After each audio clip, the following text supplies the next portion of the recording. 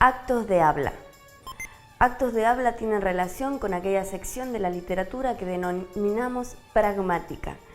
Pragmática tiene que ver con el lenguaje en uso, con la lengua en uso, con cómo usamos la lengua y para qué. Los actos de habla que fueron descubiertos por Austin, un filósofo de nuestro siglo, lo que trata de explicar es que a través de la lengua nosotros no simplemente decimos o expresamos, sino que también queremos cambiar alguna relación con el mundo o alguna actitud hacia el interlocutor con el cual hablamos. ¿Qué significa esto? Si yo hago la pregunta ¿tienes hora?, generalmente quien me escuche esa pregunta no dice simplemente sí o no, sino que me da la hora. Es decir, que en la pregunta van inferidas dos acciones.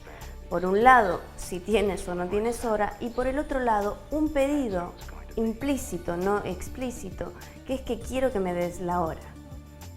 Por tanto, un acto de habla es un enunciado que cambia un estado de cosas del mundo. Es decir, cotidianamente nosotros, a través de cualquier enunciado que realizamos, afirmamos, negamos, pero también preguntamos, exclamamos, suplicamos, ordenamos, expresamos emociones y sentimientos, pero también hacemos actos más importantes como jurar, prometer, bautizar, actos que tienen una implicancia, un compromiso con la realidad posterior, no es simplemente la expresión de algunas palabras. Tengamos en cuenta que cualquier acto de habla, por supuesto, implica todas las definiciones que hemos dado alrededor del habla y también del circuito de la lengua. Implica un interlocutor y un receptor que comparten un lenguaje, un código en común. Sin ese lenguaje o ese código en común es imposible codificar por un lado el mensaje y luego para el receptor decodificarlo, es decir, entender completamente el enunciado. Austin y Searle, que son los dos grandes investigadores, filósofos ambos, sobre actos de habla en particular, intentaron analizar en profundidad cómo se realiza un acto de habla y establecieron tres estadios. Por un lado, el acto locucionario en sí mismo, es decir, la expresión del enunciado. Por otro lado, el perlocucionario, que es el efecto que realiza este enunciado sobre la realidad, sobre el estado de cosas que están en el mundo en el momento en que el hablante realiza ese mensaje.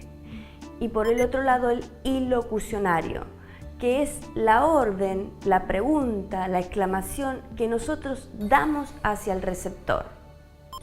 Searle propone además tres estadios dentro del acto de habla, lo que él llama el acto proposicional, la referencia y la predicación. La referencia es, por supuesto, el objeto del cual se está hablando. La proposición es aquello que se dice del objeto, es decir, el mensaje del acto locucionario en particular.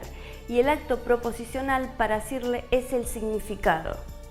Searle distingue 5 actos de habla según la intención del hablante.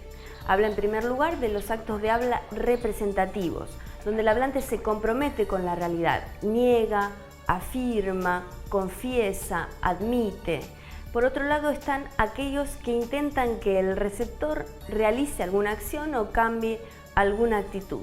Son los que llamamos directivos. Estos son pedir, solicitar, requerir, prohibir, aconsejar, todos los actos de habla que tengan que ver con algo relacionado hacia el receptor.